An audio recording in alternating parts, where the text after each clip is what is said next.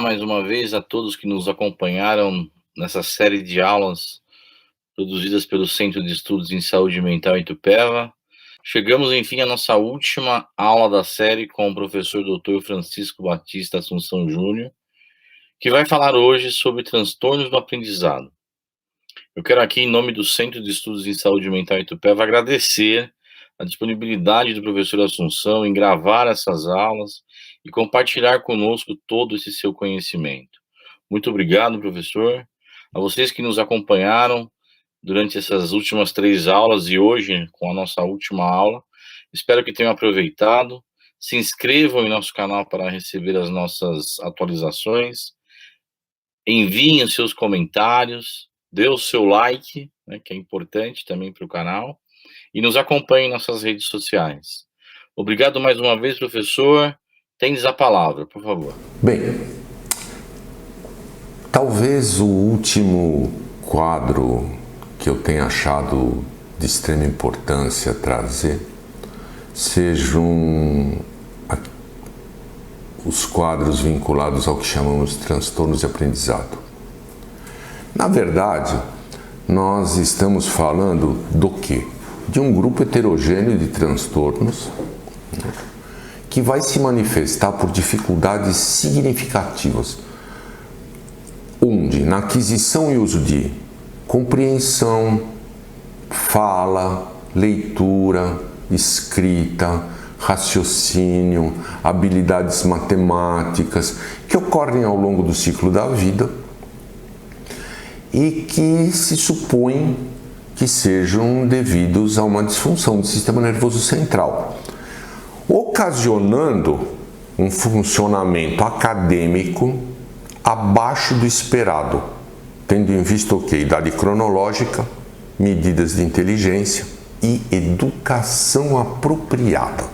Então aqui nós já temos um primeiro probleminha, que é, se nós falamos em transtornos de aprendizado, nós estamos falando de alguém que mesmo com uma educação adequada tem dificuldades em aprender, ou seja, estamos excluindo escola ruim. Ponto. E aí nós temos algumas perspectivas de abordagem que são interessantes. Uma criança que não aprende, ela é uma criança com problema ou não? Para alguns autores, sim. Ou é a escola que é inadequada para a criança e por isso ela é a responsabilidade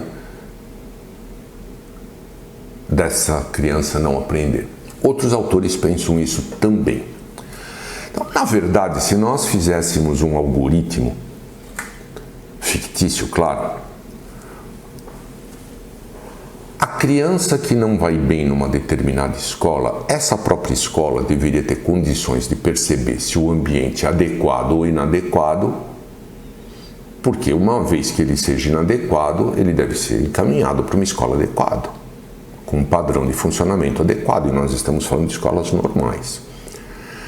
Se o padrão educacional é adequado, esse indivíduo tem oportunidades educacionais adequadas ou não? Se as oportunidades educacionais são inadequadas, programas compensatórios resolvem. No Brasil, isso fica no território da ficção científica, mas programas compensatórios poderiam resolver. Admitindo-se que a oportunidade educacional é adequada e mesmo assim essa criança não aprende, eu tenho que pensar funcionamento sensorial. Essa criança escuta direito, ela enxerga direito, né? Ou não.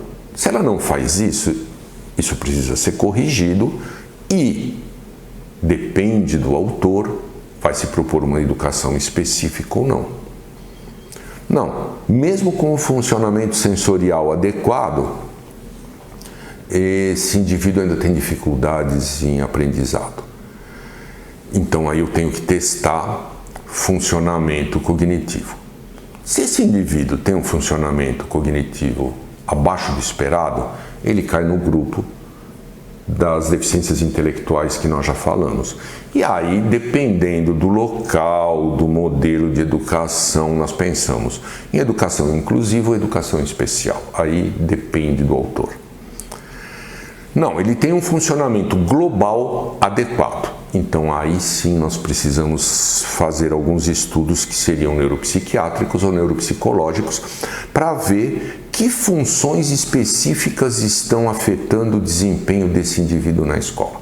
Ou seja, um algoritmo razoável de encaminhamento seria exatamente o oposto daquele que nós fazemos no Brasil, onde qualquer criança que não aprende vai diretamente para o psiquiatra, para o neurologista ou para a psicóloga, sobrecarregando os serviços e não se fazendo muitas vezes o que se deveria fazer. E aí nós temos que avaliar a criança. Primeiro, a possibilidade de ela aprender. Então, como eu já falei, eu preciso ver capacidades físicas, cognitivas, sensoriais, o equipamento neuropsicológico dessa criança. Isso é uma coisa. A outra coisa que eu preciso ver é se ele quer aprender. Porque tem uma porção de coisas que influem sobre isso. O querer aprender tem uma origem individual. Eu tenho prazer em aprender e saber uma coisa nova. Tem origem familiar. Existe um estímulo parental ou não? E existe uma origem social. O conhecimento é valorizado ou não? Se formos pensar na nossa cultura, é muito difícil se imaginar que valoriza o conhecimento. Muitos pacientes me falam assim, para que eu vou estudar? Não serve para nada.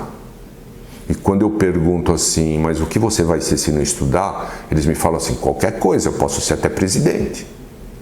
Então, a valorização do conhecimento de origem social é importante. Por quê? Porque a motivação, ela evolui com a idade. Ela passa de exterior, então dessa origem social e familiar, para interior. E aí eu aprendo porque eu quero.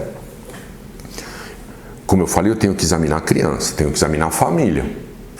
Porque assim, a dinâmica familiar permite esse afastamento para essa criança ir para a escola?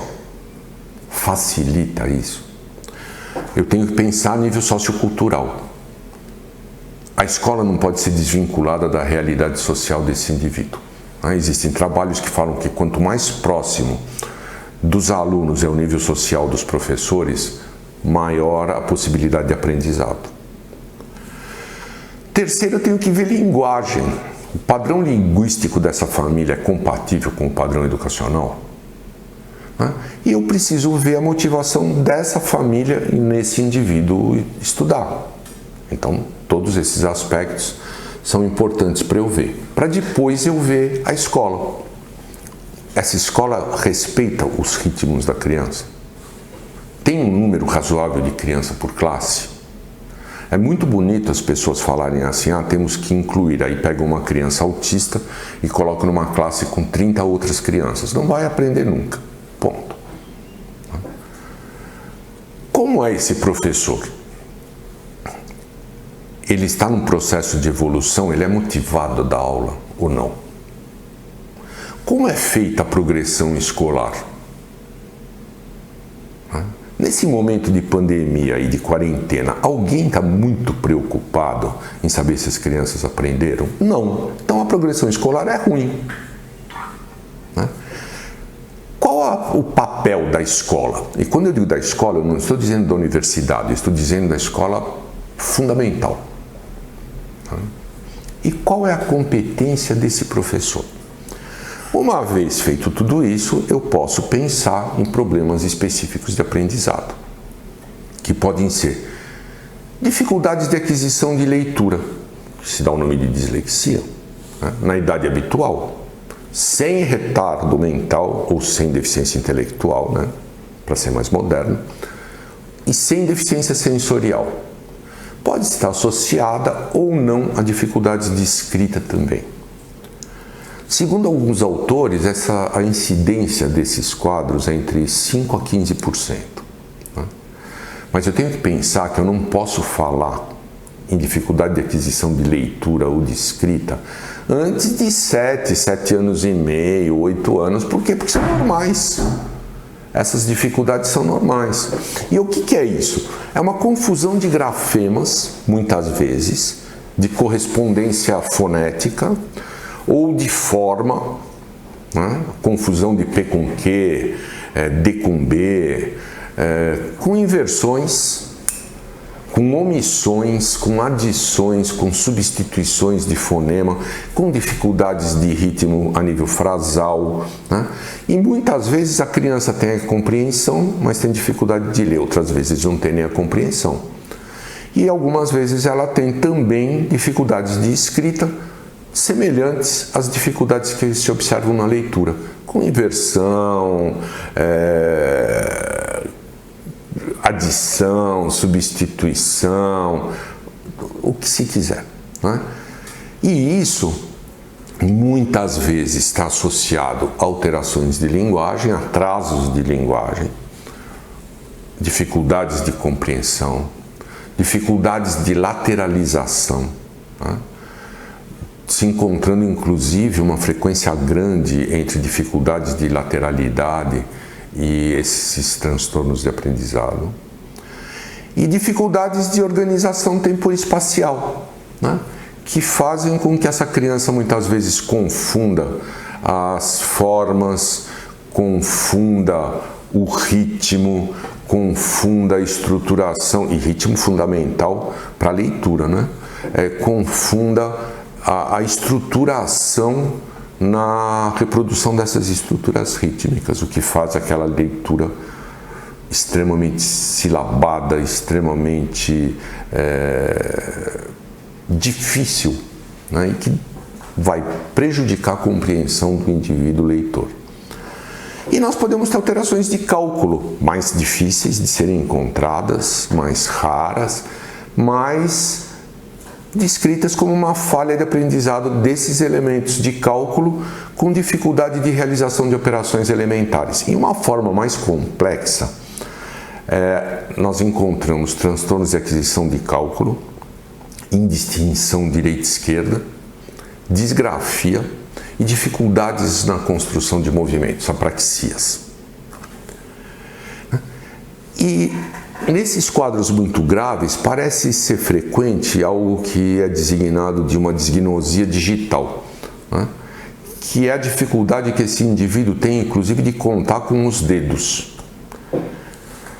E essas dificuldades aparecem em qualquer ordem de cálculo, ordinal, cardinal, o que vocês quiserem.